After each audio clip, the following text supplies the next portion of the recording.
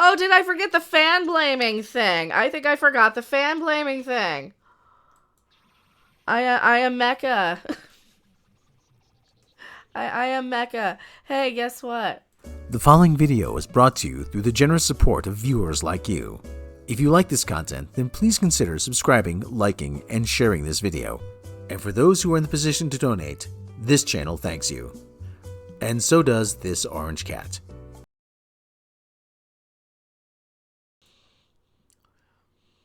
They're blaming the fans again. Really, you can't go two days without blaming the fan. First off, I have iced tea here. First off, I am not a fan. I am a viewer. I'm an audience member. I'm somebody who watches these as somebody watches humanity unfold itself and try and figure itself out piece by piece by piece, right? What do we know? Disney uses Iman Vellani as market research because they don't know how to appeal to the young Asian female demographic. They use YouTubers to see what we might like, despite us saying, hey, ooh, hockey's on and all that stuff. The Leafs are doing too well for my liking right now. So I'm talking about how Disney is blaming the fans again, according to this article. Can we go 2 days without this? Because you know what? We've heard it all before. Stop making these movies that insult our intelligence as audience members.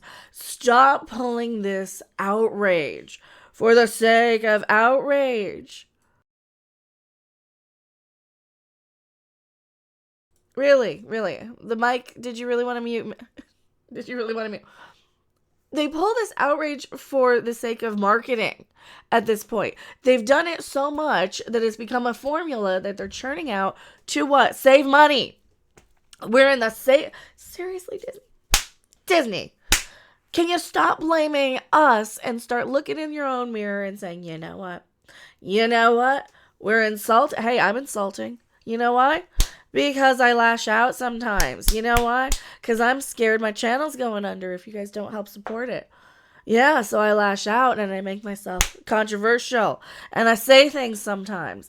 And what? That doesn't work all the time, does it? So you sweet talk and you try that. Disney never does that, though, do they?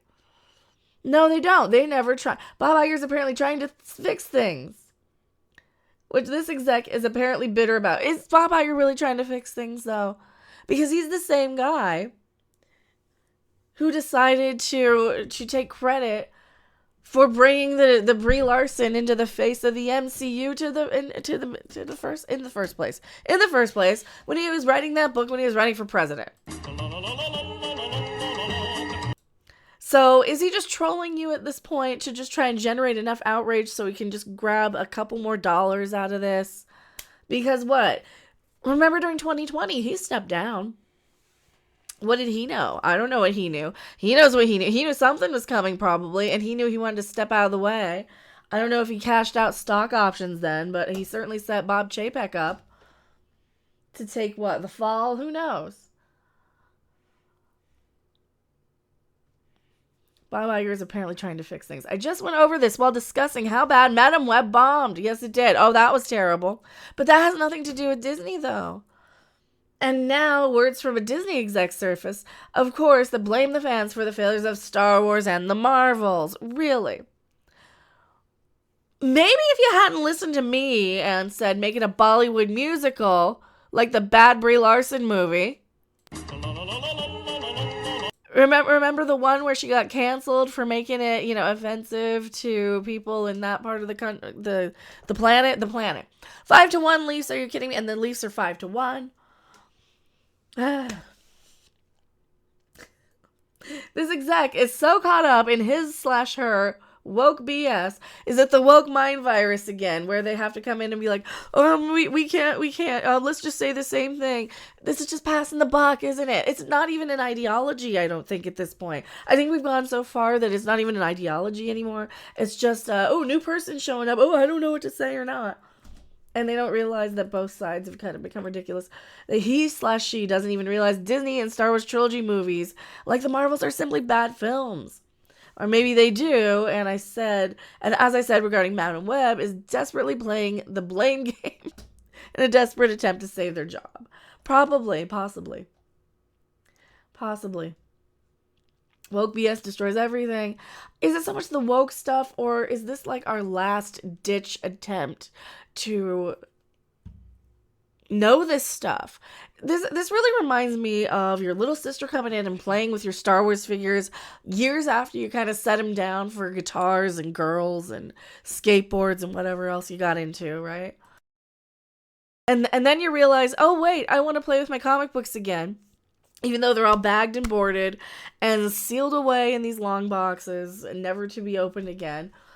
But now we're playing with them all wrong, and we're just drinking coffee and stuff, and everything's just a coffee commercial and everything. No, seriously. How many coffee commercials have we squeezed out of, I don't know, and any of these? And of course they're using the Disney formula, the Star Wars formula, every single one of these. Put a chick in it, make her gay! That they memed it. South Park memed it. It's so obvious. So what are they going to do? They're going to do it again? You're going to validate South Park.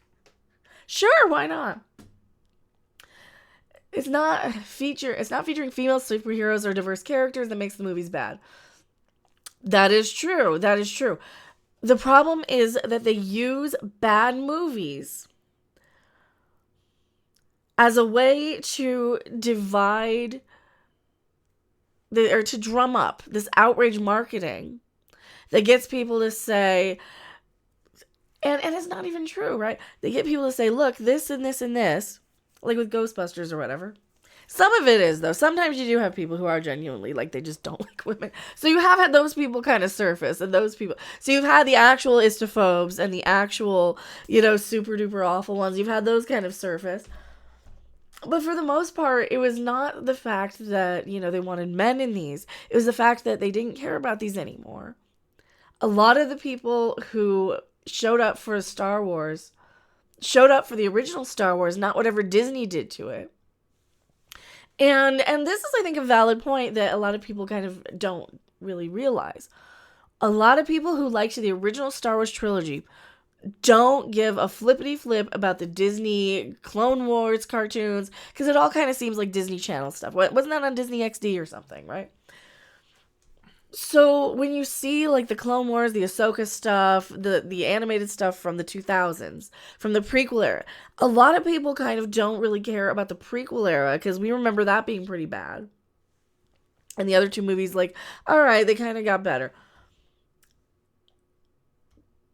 But it's not so much even the Disney or any of this stuff.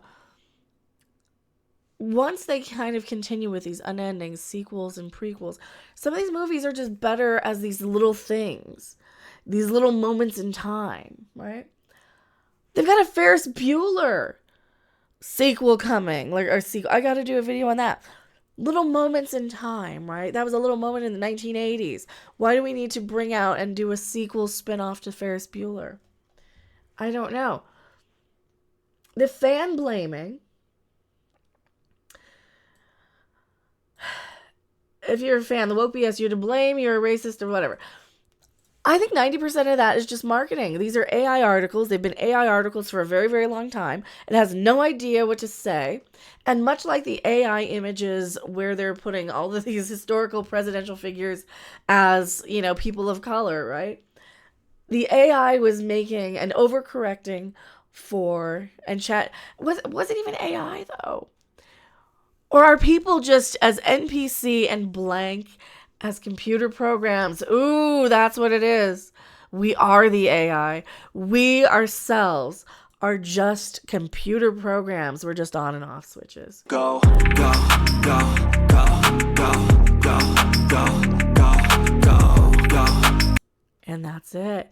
There you go. I figured it out. I am Mecca, and yeah, they're fan blaming again. They're ridiculous.